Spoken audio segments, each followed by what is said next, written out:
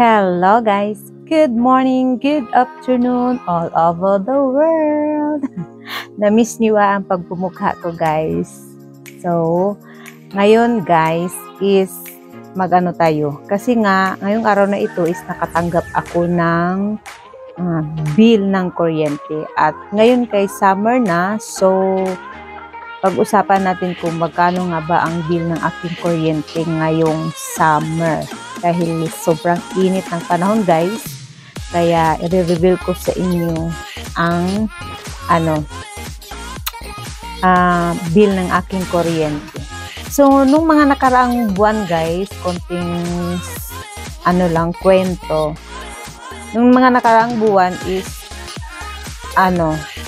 mababa lang yung bill ng kuryente ko. 1.8, 1.7, 2.1, 2.2, 2.3. Yun ang yung huli, yung last month, so ang bill ng kuryente ko is 2,389. So nagulat ako ngayon guys. Ayun na nga. Gulat na gulat ako kasi ang laki ng tinaas ng kuryente ko. So nung mga nakaraang days pala, patay sindi yung aming kuryente siguro dahil na din sa yung supply na shortage. Kasi nga sobrang init din ng panahon.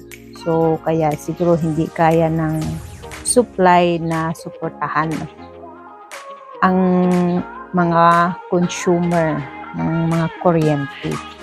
Yes guys. So ang bill ko ngayon is 3,528 pesos. Last month is 2,389. So, 1.2 yung tinaas guys sa aking kuryente. So, ang gamit ko lang naman is ito at saka yung isang ref ko dyan sa likod. Yun lang naman kasi inop namin yung isa para nga ito. Pero hindi tayo saka itong electric fan ko. Maghapon yan siya guys. Pag nandito ako sa tindahan, walang off-off yan siya guys. At pag sa gabi, so 3 electric fan gamit namin.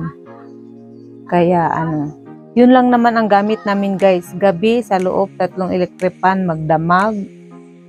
Sa umaga itong electric fan ko na mahina. Maghapon at itong cooler ko at saka yung ref ko sa likod. Yun lang ang gamit ko guys. So 3,528 yung bill ng aming kuryente. Hindi kami nagagamit ng rice cooker, charge lang ng cellphone. So, di ba guys, ang laki. Hindi ko alam kung bakit. Panay naman hindi siguro sa on, off, tapos biglang balik ng kuryente. So, ang lakas ng impact ng power niya. So, yung meter natin is parang biglang tumaas. Kasi nga, panay on and off. Pero, kaya nga guys, nakakainis din minsan kasi siyempre, pag ganyang style nila sa so nakakasira din ng mga appliances. So, ito guys is, nakadalawang na namin to. Nakadalawang paayos na. Dahil sa ganyan din na style on and off din ang, nasisira din siya. So, ayan, wala tayong magawa kundi bayaran ito. Pero na-stress ako ng very, very light, guys. At medyo na-stress lang ng very, very light kasi nga ang laki ng tinaas niya, 1,000 plus. Yes, guys. Siguro dahil nasa init ng panahon at on and off, so wala tayong magawa kundi ang bayaran. Chon. Yes guys, at yan lang naman ang aking kuryente reveal. Kung magkano ang mga bill ng aking kuryente dito sa aming munting tindahan at sa loob ng bahay. And don't forget to subscribe, like, comment, and share, and hit the notification bell para updated kayo sa mga upload yaw-yaw ni Marsa Vlog. And thank you guys for all your support. God bless everyone!